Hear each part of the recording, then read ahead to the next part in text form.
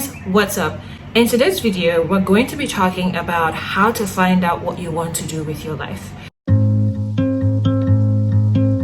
If you're watching this video, it's most likely because you are at that point in your life where you haven't fully figured out what it is that you want to do, and you're feeling maybe stuck, you're feeling confused, and need some clarity. Now, I am no life purpose expert, but what I'm going to share with you are the exact things that I did in my life that have brought me to a point where I believe I know what it is that I want to do with my life. The first thing that I would say is, if you find yourself in this position, do not be so hard on yourself.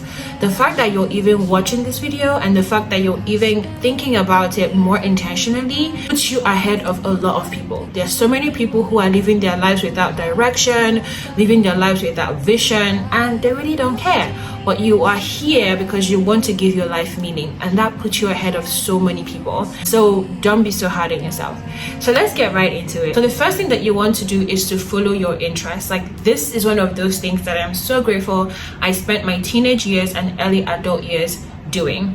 Now, a lot of us have different things that interest us, different things that excite us, but many of us tend to shove those things aside, and in search of our purpose or life meaning, we're looking for that one thing that will like spark meaning immediately. And some people are born with that one thing, whereas other people aren't.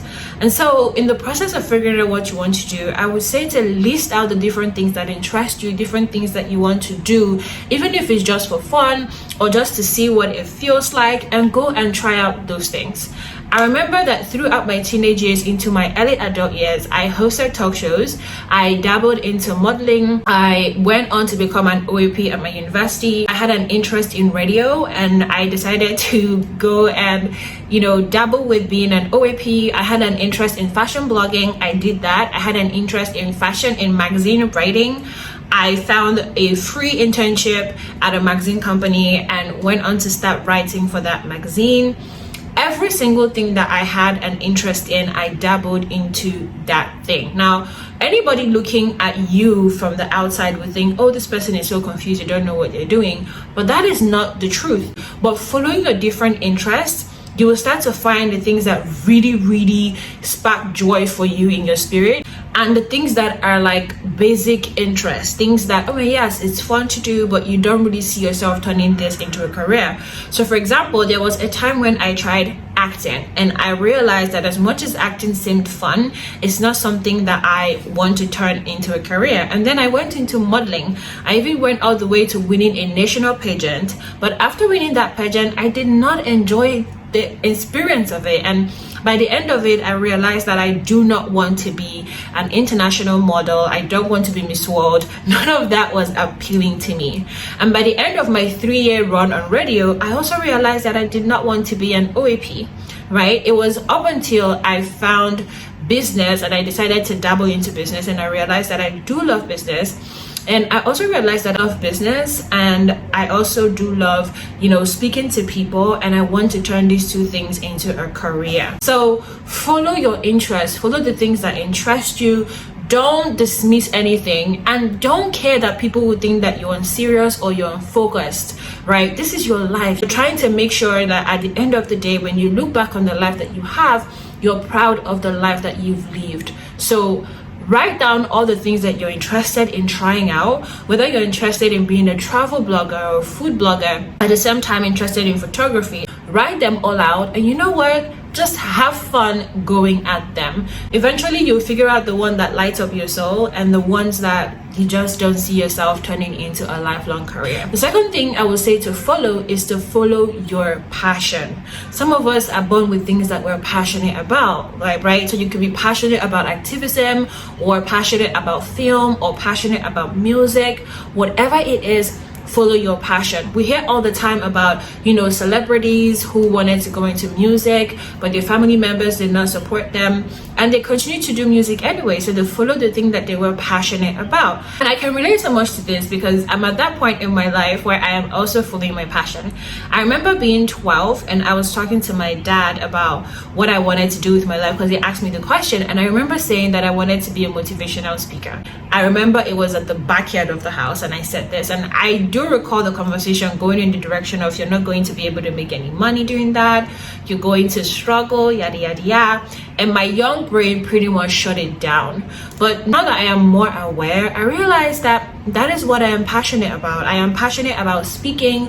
I am passionate about inspiring people. I am passionate about teaching other people what I am learning as I grow. Like, that really inspires me. I am passionate about helping people achieve their goals and become their best selves as I try to do the same thing for myself. And not doing that in my life because, you know, my dad thinks it's a fad, or because people are mocking motivational speakers these days or mocking inspirational people these days. Like, not doing that for that reason would be me failing myself. And so follow your passion, whatever that passion is. Follow your passion. Now, I'm not sitting here saying don't do anything else, just follow your passion, don't care about money. Guys, I freelance on the side. I'm building my own business. I also have a day job. I currently make an income up until the thing that I'm doing can actually afford to pay me. But what I do realize is that 10-20 years from now, if I do not put in the work into, you know, creating the life that I want, if I do not put in the work into my passion, I'm going to regret it. Because 10-20 years from now, I don't want to be a freelancer. I don't want to, you know, be doing side gigs. I want to have a business that I've built, and I want to have a personal brand in this personal development space that I am very, very proud of. So follow your interest, number one. Number two, follow your passion. Number three, follow your talent. What are the things that you are naturally good at? The things that just come a lot easier to you, right? So there are people who are more talented at drawing. There are people who are more talented at speaking, at cooking. So what are the things that come more naturally to you compared to others? Of course, for everything in life, you would have to work harder and all of those things, and I completely agree.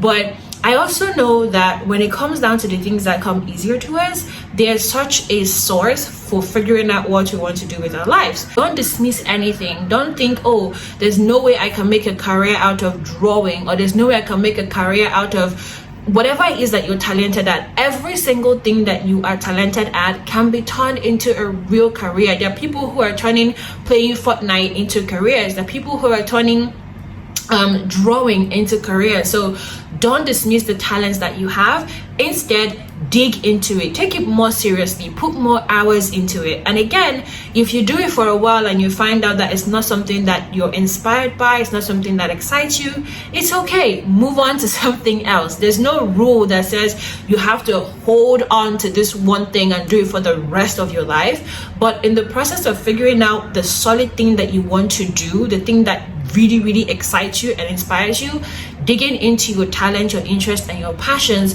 those are very powerful ways to go. The fourth thing I would say is follow your fears. Follow your fears. So there are lots of people who have things that they want to do, who have things that they want to try, but they're scared, right? So they're scared of what people would say. They're scared of losing support from their family and friends. They're scared of being judged and all of these other things. They're scared of being seen starting afresh. But one thing I'm realizing is that behind every fear that we have, behind the things that we're very much scared of, at the end of the day is the life that we want, is the person that we want to become, and the goals that we want to achieve. It's almost like if we can get past the fear, we can step into the life, the person, the reality that we want to create for ourselves.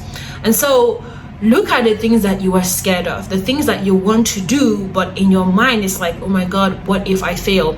You know, what if people mock me? Look at those things and follow those things. Go do those things, because amongst those fears or within that fear could just be the thing that you are designed to do in your life.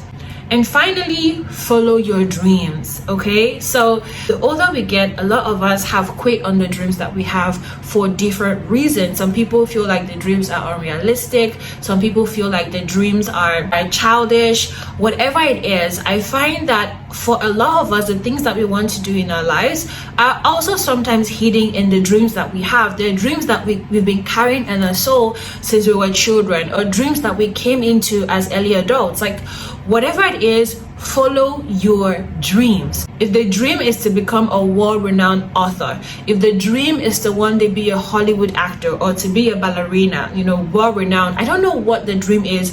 No matter how ridiculous that dream is, don't dismiss it. No matter how unrealistic it seems to other people, don't dismiss your dreams. Follow them. Yes, you may not attend them. Yes, you might change your mind along the way. Yes, you might lose interest. But the point is that in following that dream, get to realize that this is something that you want to do. If this somehow bears the fruit of the life that you want to create for yourself, or if it doesn't, understand that in the process of figuring out what you want to do with your life, you're going to be playing an elimination game. So you're doing all of these things, you're eliminating the ones that do not align with the life that you want, or do not align with, or do not spark joy in your soul, and keeping the ones that do.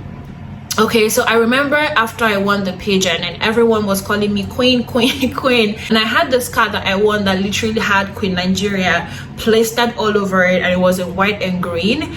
I remember feeling so frustrated every time someone would call me queen, or every time I would drive into a parking space and everyone would, look at me or try to bend their heads and look at me in the car.